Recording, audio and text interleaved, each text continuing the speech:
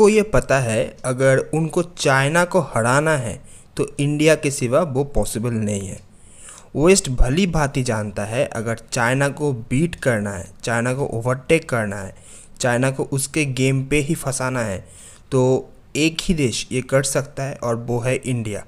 Without India's help west can't do anything. तो यहाँ पे आज बात करेंगे हम G7 एंड ब्रिक्स के बारे में। अभी G7 में एक्सपेंशन के बारे में सोचा जा रहा है और G7 का एक्सपेंशन के ऊपर कुछ रिपोर्ट्स और कुछ न्यूज़ आर्टिकल्स भी अभी पब्लिश हुआ है। तो सब कुछ मिला के हम डिस्कस करेंगे आज के इस वीडियो में। So hello guys, welcome to our channel chart decoder and if you are new to our channel then subscribe now for more such interesting content, क्योंकि हम geopolitics, economics, stock market and Indian affairs के ऊपर videos लाते ही रहते हैं। तो चलिए शुरू करते हैं।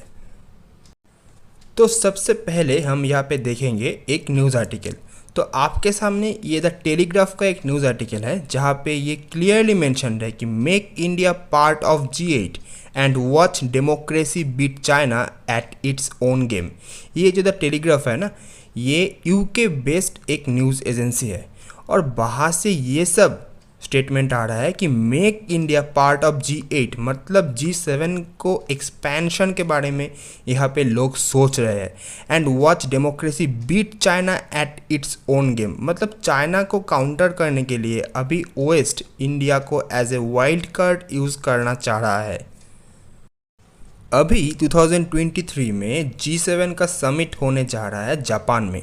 तो जापान 2023 में G7 को होस्ट करने वाला है।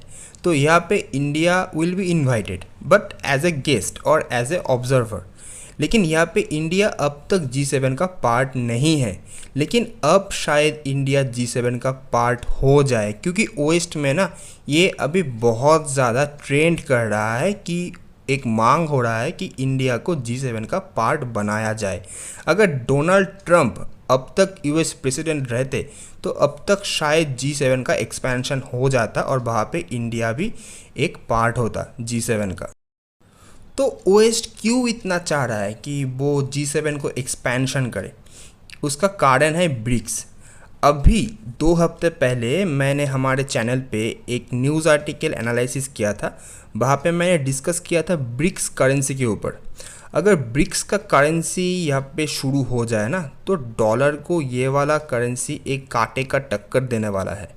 तो यहाँ पे वेस्ट इससे ना डर सा गया है, ताकि अगर ये वाला हो गया ना तो चाइना का दबदबा वर्ल्ड वाइड बहुत ज़्यादा इंक्रीज़ हो जाएगा। और आप यहाँ पे देख सकते हैं, ये द प्रिंट का एक न्यूज़ आर्टिकल है।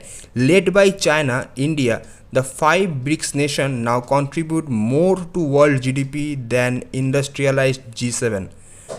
मतलब अभी अगर हम G7 एंड ब्रिक्स नेशंस का GDP का कंपैरिजन करें तो यहाँ पे ब्रिक्स का GDP ज़्यादा मिलेगा। तो आप समझ सकते हैं, मतलब ब्रिक्स इज़ द फ्यूचर। तो इसी कारण US चाह रहा है और वेस्टर्न कंट्रीज़ अभी ये चाह रहा है कि इंडिया G7 को ज्वाइन कर जाए और G7 का एक्सपेंशन हो जाए। उससे क्या होगा, चाइना को एक कांटे का टक्कर मिलेगा। लेकिन अब तक वेस्टर्न कंट्रीज से कोई ऑफिशियल नोटिस नहीं आया इसके ऊपर। तो सामने शायद 1-2 सालों में हमें ये देखने को मिल जाए कि India is now the part of G7 and now G7 is G8।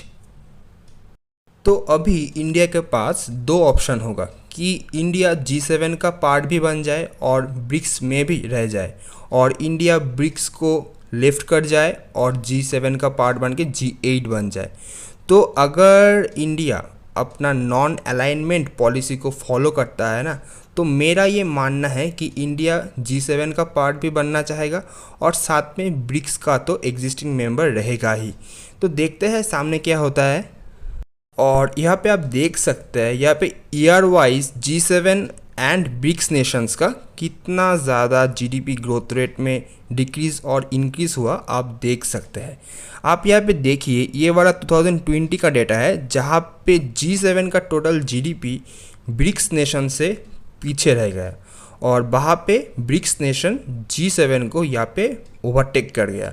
मतलब आप समझ सकते हैं कि ब्रिक्स इज़ द फ्यूचर।